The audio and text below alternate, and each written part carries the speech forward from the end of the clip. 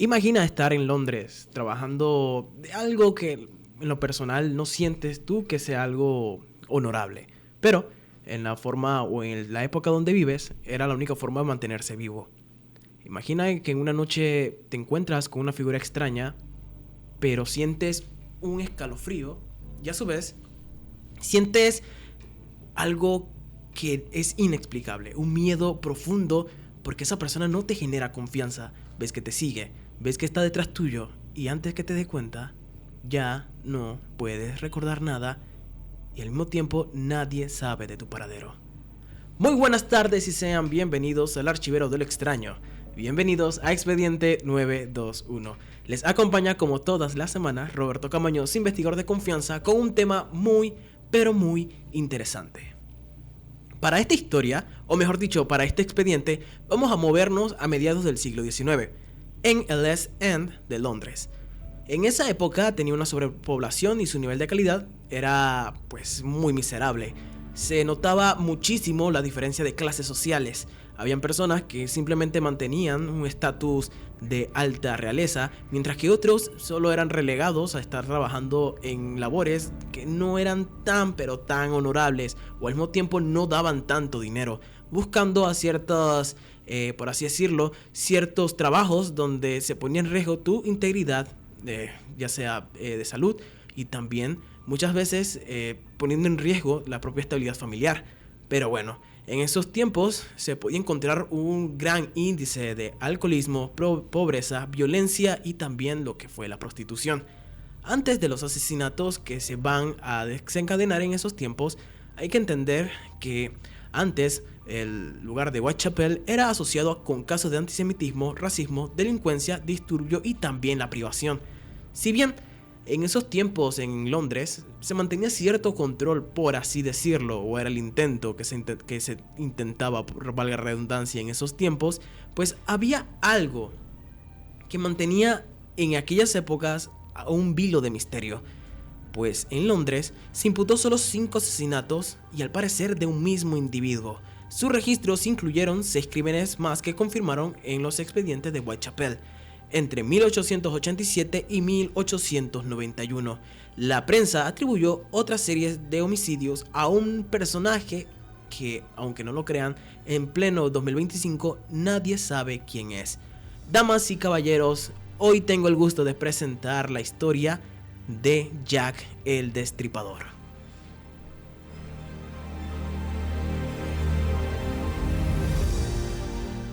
¿Exactamente quién es Jack el Destripador?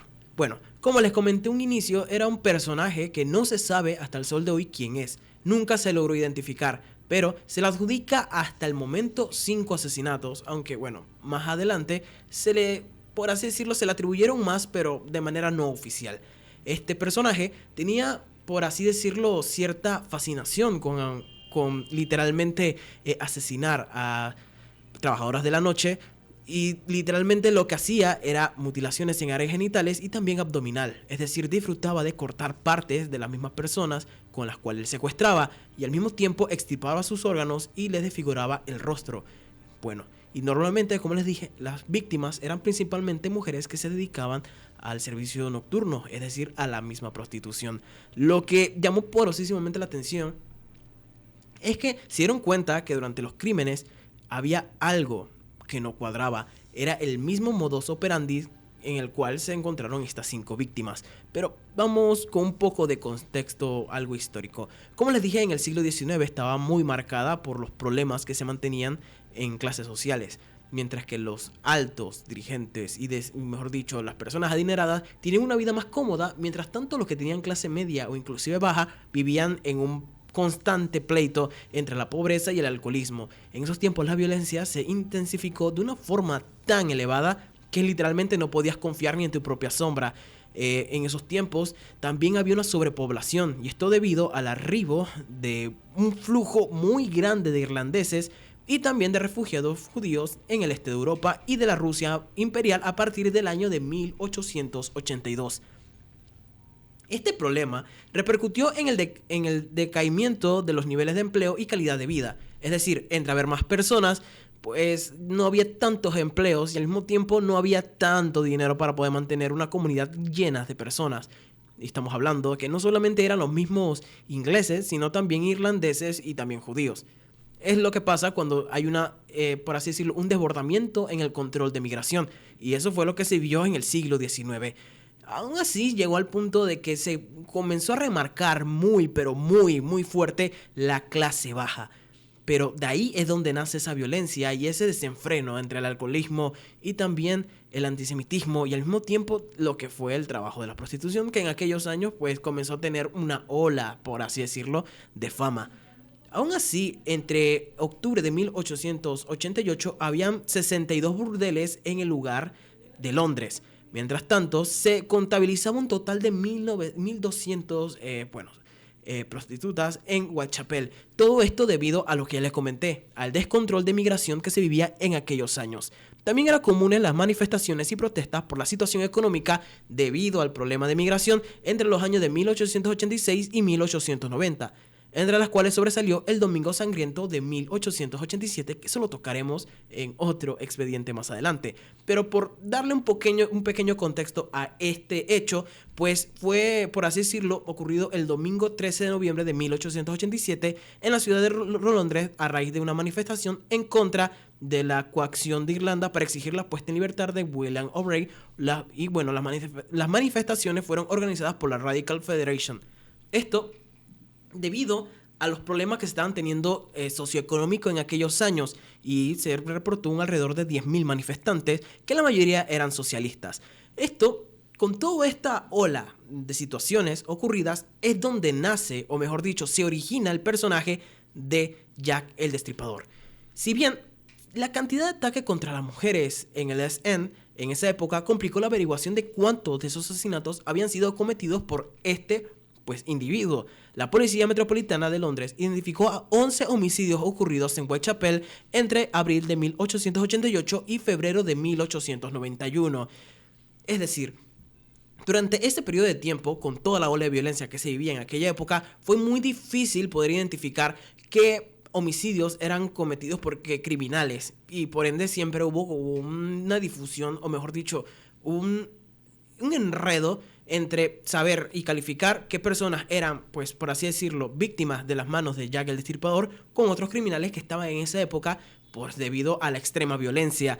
Aunque no había esa certeza de poder asegurar qué era lo que había pasado y que todos estos homicidios habían sido perpetrados por el mismo individuo, comenzaron a salir, por así decirlo, ciertos rumores entre mismos ciudadanos sobre la aparición de este personaje.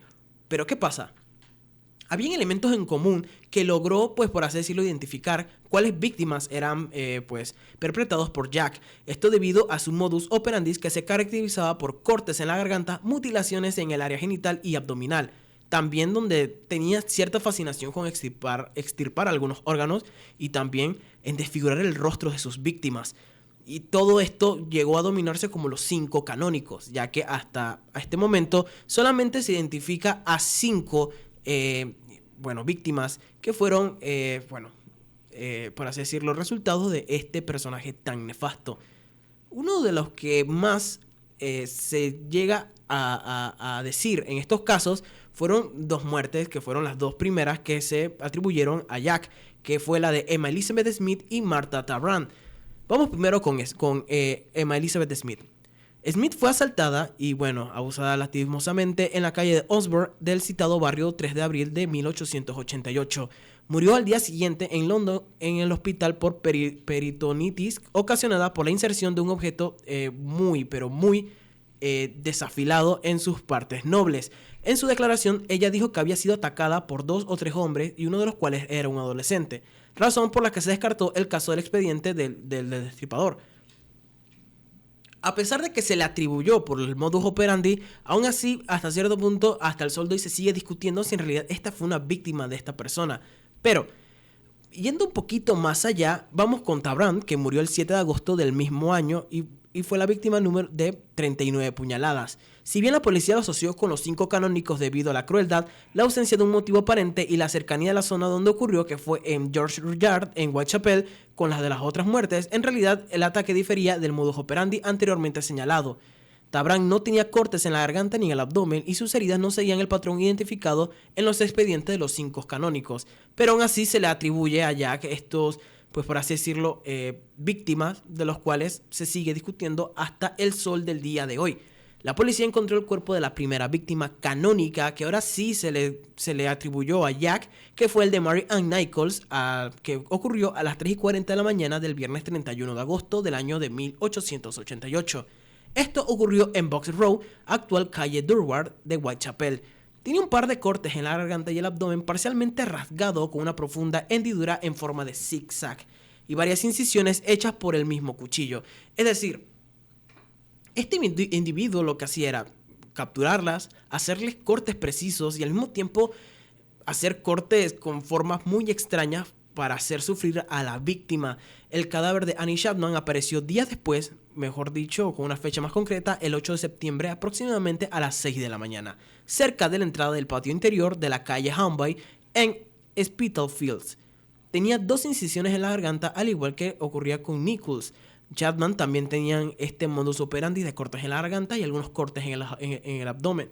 Pero aún así, tenía un cierto diferencial, por así decirlo, que era que su vientre habría sido completamente abierto y eviscerado, con sus partes de los órganos internos puestos encima de su propio hombro. Es decir, que realizó una operación muy extraña y dejó partes de sus órganos internos escurridos por todo su cuerpo. Y esto fue lo que literalmente ya había llamado poderosísimamente la atención, más por la crueldad del acto. Un testigo afirmó haber visto a Chapman media hora antes del hallazgo junto con un hombre de cabello oscuro y con apariencia de un gentil venido a menos. Es decir, no se tenía a ciencia cierta una imagen de quién era Jack, pero lo que sí se sabía era que era una persona que se dedicaba a secuestrar a estas trabajadoras y hacer lo que, por así decirlo, le convenía en sus bajos deseos y literalmente no le importaba la vida humana y simplemente perpetraba sus actos sin ningún tipo de arrepentimiento. Otras víctimas que tienen por nombre de Elizabeth Stride y de Catherine Edwards ocurrieron en la madrugada del domingo de 30 de septiembre. El cuerpo de la primera fue descubierto en Wine de Duffield Yard, que es la actual calle Enríquez, y tenía corte del lado izquierdo del cuello que le dañó la arteria carótida. Sin embargo, no presentaba incisiones en el abdomen, lo cual planteó cierta duda si esta víctima también fue perpetrada por Jack el Destripador. Pero en esto, si fue así, al parecer tortura fue interrumpido y simplemente Jack decidió terminarla de forma más sólida, de manera más rápida. Aunque estas 2 víctimas tienen el mismo, por así decirlo, el mismo daño que se le encontró a diferencia de las otras 2 primeras, es que también habían testigos que declararon que haber visto antes a Stride con un hombre con los testimonios completamente iguales pero con ciertas irregularidades. Unos dijeron que el acompañante era rubio y otros que era de cabello oscuro, e inclusive unos afirmaron que vestía de forma andrajosa, pero otros argumentaron algo completamente lo contrario. Entre esta combinación de testigos, lo que hizo fue que se entorpeciera más la investigación y nunca se supiera a ciencia cierta cómo era la persona. Y entre retratos y retratos era muy difícil poder identificar a las personas y por muchas ocasiones se arrestaban a personas que no eran los culpables y se le incriminaban de forma injusta. Pero todo eso ocurría en aquellas épocas del siglo XIX porque no ocurrían con la tecnología y al mismo tiempo con la información de poder identificar este tipo de criminales. Aún así, 45 minutos después la policía halló el cadáver de Edwards en Mitre Square en la City de Londres, al igual que el de Chapman. Tenía la garganta profundamente cortada y una incisión vertical profunda y extensa en el abdomen con evisceración y la colocación de sus órganos internos nuevamente encima de los hombros. Vamos viendo que la crueldad que tenía Jack en esos años era muy pero muy elevada. No le importaba la vida humana y al mismo tiempo se divertía, por así decirlo, con todo lo que él hacía. Ahora, vamos con otro de este caso que es, por así decirlo, es el último que se le atribuye, que fue el de, que por así decirlo, se le atribuye a Jack, que entre otras cosas, por así decirlo, cuando uno investiga bastante, se da cuenta de que es algo más oscuro y muy, pero muy profundo. Lo que pasa es que el último víctima tiene por nombre de Mary Jane Kelly, sobre la cual fue encontrado con los mismos cortes, pero esta vez con el cuerpo muy, muy mutilado y totalmente destripado. Y de ahí donde nace el apellido de Jack, que fue encontrada en la habitación alquilada de Miller's Court de Springfield a las 10:45 de la mañana del viernes del 9 de noviembre. Pero al igual que las anteriores, tenían ciertos cortes, pero en diferencia de las otras víctimas, este sí tenía cierto crueldad, pero llevada al extremo. Es decir, que Jack literalmente se le fue la olla, por así decirlo, y comenzó a hacer ciertas acciones que comenzaron a ser atroces. Y bueno, al final estas fueron las únicas 5 víctimas que se le atribuyó a Jack, quitando las otras 2 primeras que les comenté, que por así decirlo se le atribuye, pero no tiene, por así decirlo, ciertos fundamentos que permitan esclarecer si en verdad fueron víctimas de él. Pero aún así, fue algo que en aquella época se mantenía muy, pero muy aterrado a los ciudadanos. La investigación se hizo de forma profesional, pero por las limitantes herramientas que se mantenían en aquella época, en el siglo XIX, no se pudo esclarecer o no se pudo dar con el culpable y nunca fue identificado. Como les dije, había cierta combinación entre el rostro de la persona, el color de cabello, la vestimenta, la altura, el color de los ojos, inclusive aún con la cara era muy difícil de identificar, pero todos mantenían el mismo modus operandi. En otras palabras, estamos hablando de una persona que al parecer se divertía haciendo crueldades con estas mujeres, pero ¿y si tal vez esta persona hacía estos disfraces para poder despistar a las personas? Nunca se sabe, porque hasta el sol de hoy nunca se encontró con el culpable del mismo. Pero aún así, es extraño cómo una persona puede llevar lo que se puede decir como un crimen perfecto, donde no dejó testigos, pero aún así la crueldad se vio a flor de piel, con, por así decirlo, escenas de crímenes muy, pero muy atroces. Estamos hablando de desfiguraciones, estamos hablando de mutilaciones, estamos hablando de personas que se dedicaban completamente a, un trabajo que no era tan honorable, pero aún así no merecían el trato que recibió de esas personas. Hubieron demasiadas sospechas sobre quiénes eran las personas que eran culpables sobre esto, pero aún así nunca se dio con la captura de las personas. Este caso trascendió a tal nivel que a lo que fue el impacto cultural de las masas, llegaron a tener atención hacia el bajo nivel de la calidad de la vida imperante en el East End en aquellos años, ocasionados por sus barrios bajos, superpoblados e insalubres. Si bien varios de estos barrios fueron desalojados y demolidos, todavía se preservan algunas edificaciones, algunas calles, y se sigue manteniendo como un hito histórico para mantener el lugar vivo en la historia de aquel lugar. Pero con eso también llevó a cabo a que la historia de Jack el Destripador no se desvaneciera, sino que cada vez se mantenía más y más presente. En el año 2015 abrió sus puertas el Museo de Jack el Destripador en el este de Londres. Esto para poder, por así decirlo, educar a la ciudadanía y también a los extranjeros sobre la historia de este personaje y cómo fue su modus operandi, para poder identificar, por así decirlo, comportamientos sociópatas con las mismas personas. Pero aún así, hasta el sol de hoy, con la tecnología, no se puede encontrar a un culpable fijo. Las alegorías del Destripador como una figura fantasmagórica o monstruosa pasó a convertirse en el coco de los niños. Mientras que acá conocemos a la Tulivieja, conocemos al Chupacabras, allá en Londres tienen a este señor como ese mismo mito, a pesar de que sus acciones sí fueron reales y no fueron un invento de algún cuento de alguna persona. Entre los años de 1920 y 1930 era presentado en el cine como un misterioso hombre vestido de forma ordinaria que atacaba a gente despreocupada, mientras que en la década de 1960 era el símbolo de una aristocracia nociva. Esto sucede cuando en una población no mantienes el control de migración y al mismo tiempo no mantienes el control de aquellos ingresos, y no hay como cierta corte de brecha entre las clases sociales, hace que personas como estas pues tomen acciones tan apresuradas por simplemente mantenerse cuerdas. Para muchas personas, la figura de Jack el Destripador es el representante de la violencia extrema que se vivía en aquellos años en Londres.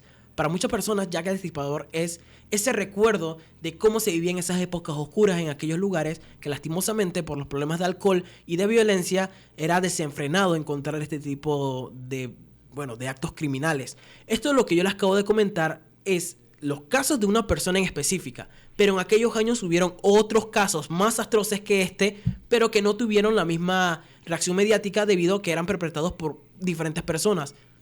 Pero aún así refleja cómo era el comportamiento humano en aquellas épocas.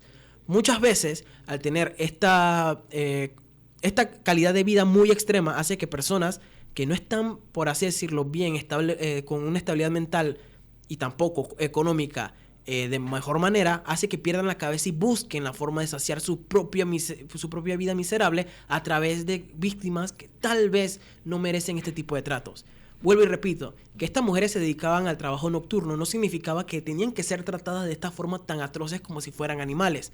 Y por eso también fue consecuencia de que no se investigara bien, ya que en aquellas épocas estas personas no eran bien vistas, por los cuales cuando se delataba cualquier tipo de información sobre desapariciones sobre estas personas, los policías lo que hacían era hacer de la vista gorda y decir que era parte de su trabajo, cuando en realidad no era así. Por muchos años hay personas que sufrieron con el miedo de que se le apareciera, por así decirlo, Jack. Y al final hay quienes literalmente vivieron con el miedo de que algún día algún familiar podía, pues, ser desaparecido por esta persona. Porque al final no se sabía si hasta qué punto su limitante, el modus operandi, iba a mantener cuerda a las personas.